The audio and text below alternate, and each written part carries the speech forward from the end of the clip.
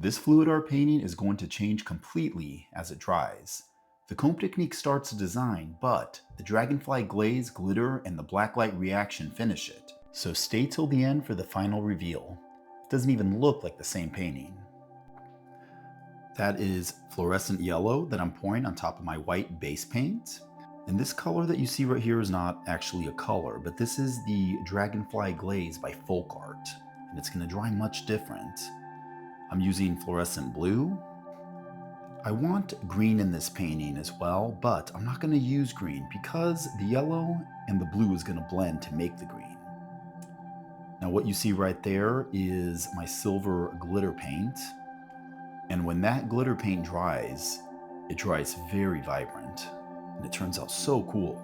This is a 30 by 24 inch canvas, and I've mixed about a total of about 40 ounces of paint to make sure I have plenty to cover the entire canvas as well as the sides.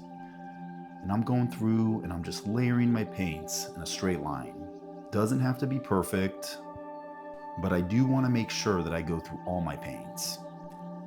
I like a thicker consistency for the comb technique because if the mix is too thin, it might turn out muddy. All my paints are mixed with 1 part paint to 2 parts Floetrol, except for the glitter paint. The glitter paint is mixed with 1 part glitter paint, 1 part Floetrol because that one already runs thin.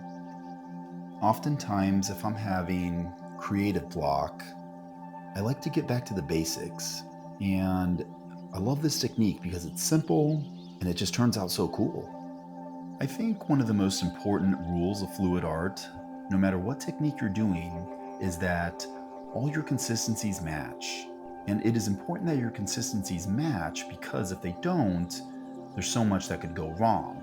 The thinner paints will go through the thicker ones, ruining the composition, and could also lead to cracking once your painting dries.